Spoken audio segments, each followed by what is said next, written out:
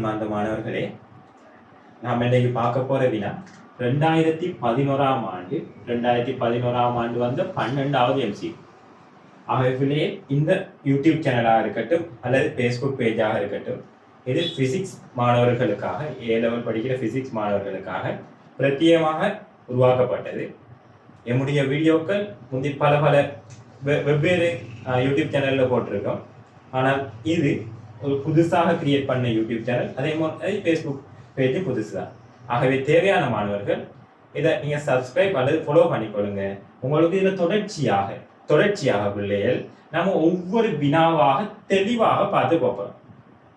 ஒவ்வொரு வினாவாக தெளிவாக பார்த்து போகிறோம். அதுக்கான ஆரம்பம் இன்று மெக்கானிக்ஸ் 2011ஆம் ஆண்டு வந்த 11வது கேள்வியை பார்க்க போறோம் பிள்ளைகள். ஆகவே இது ஒரு சின்ன ஒரு வினா, பார்த்து விடை எடுக்கிற வினா, கண்ணால பார்த்து விடை எடுக்கிற வினா. ஆனா நாம கொஞ்சம் இதை பத்தி கலப்போம். சரி பிள்ளைகள், அந்த வினாவை பாருங்க. ஒரு படம் தாராங்க. சரி, இந்த ஆப்பு தந்துட்டு இதுல தாராங்க என்ன கேள்விண்டா, எது தாக்க மறுதாக்க ஜோடிகள் தான் கேள்வி. வேற ஒன்றுமே இல்லை. எது தாக்க மறுதாக்க ஜோடிகள். சரி, இப்ப தாக்க மறுதாக்கம் என்றால் என்ன பிள்ளைகள், நம்ம 3 நியதியை படிப்போம். தாக்கம் மறுதாக்கம் என்றால் 3 நியதி படிப்போம். இந்த 3 மறக்கப்படாது. ஒன்று, பருமன் சமன் திசை எதிர். நான் இதை ஒன்றாவே சொல்றேன். பருமன் சமன் திசை எதிர். ஆக முதலாவது பருமன் சமன் திசை எதிராக எதிரெதிர் திசையில தாக்கும்.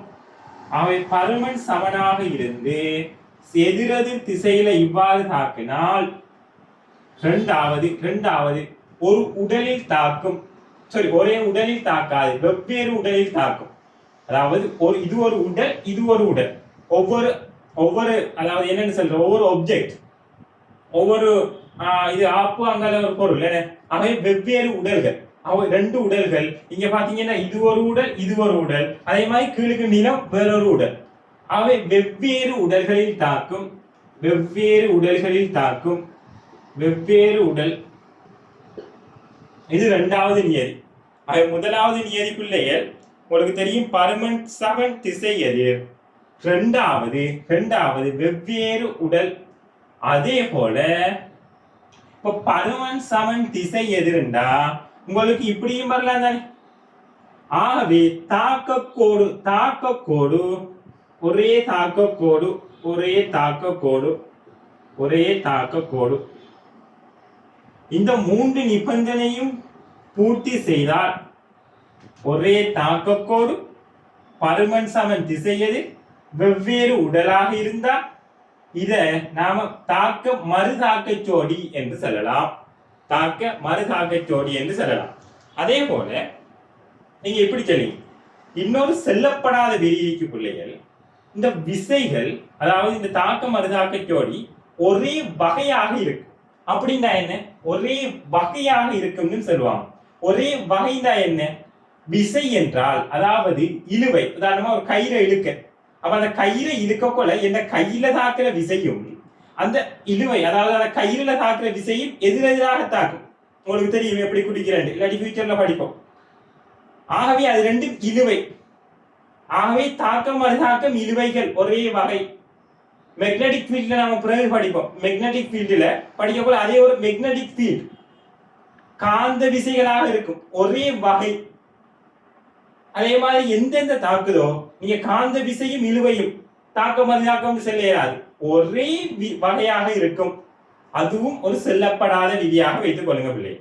ஆகவே இங்க பாத்தீங்கன்னா உங்களுக்கு டிரெக்டா இது 2ம் வெவ்வேறு உடல், எதிரெதிர் திசை. ஆகவே நான் ஏயும் பியும் பருமன்ல சமன். உங்களுக்கு இது தந்திருப்பாங்க. ஏயும் பியும் தாக்க மறுதாக்க விசை M. ஆகவே இது என்ன, ஏயும் பியும் உங்களுக்கு தாக்க மறுதாக்கம். முதலாவது சோடி A, B.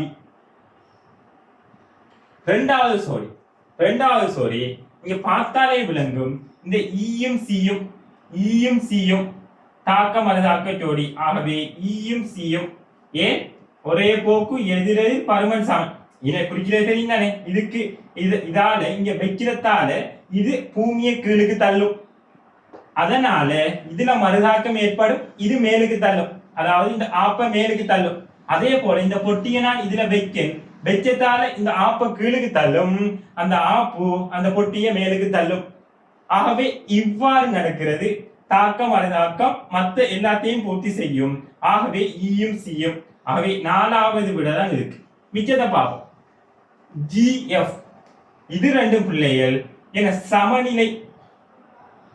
ஆகவே ஒரே உடல்ல தாக்கும். அதாவது G என்பது இந்த G என்பது என்னென்ன பிள்ளைகள் இதுல தாக்குற mg அதாவது இதுல நிறையால் வார விசை. இதை இப்படியும் பிரித்தா பிரித்த கூறுகள். இதுல பிரித்த கூறுகள் தான் mg sin θ mg cos θ. அதை விளைவிக்கணும். சரி, இது முதலாவது. அடுத்தது இந்த F என்பது இதுல இருக்கிற உராய்வு விசை. இது கீழுக்கு உழப்போகுது, கீழுக்கு வலுக்க போகுது. வலுக்காம இந்த உராய்வு விசை இந்த பரப்பால இந்த ஆப்பாலவான உராய்வு விசை மேலுக்கு தாங்கி பிடிச்சிட்டு இருக்கு.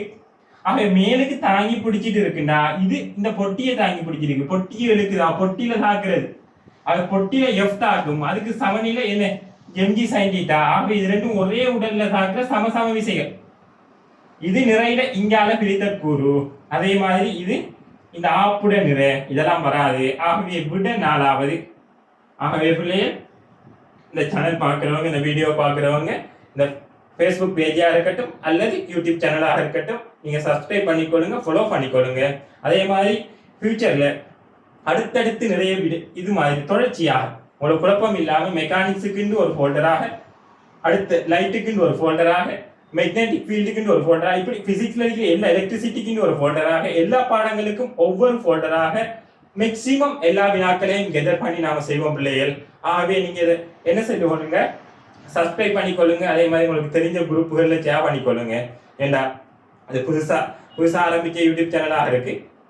நான் சொன்ன போல ஏரியா இந்த வீடியோக்கள் வேற யூடியூப் சேனல்ல இருக்கும். ஆனா இந்த பிசிக்ஸுக்கு பிரத்யேகமாக இந்த யூடியூப் சேனல் ஆரம்பிச்சிருக்கோம். ஆகவே பிள்ளையை இதை சப்ஸ்கிரைப் பண்ணி ஷேரும் பண்ணிக்கொள்ளுங்க. இது ஃபியூச்சர்ல எல்லாருக்கும் யூஸாக இருக்கும். சரி, இதோட இந்த வீடியோவை முடிச்சு கொள்றேன். இன்னும் ஒரு வீடியோவில் சந்திப்போம்.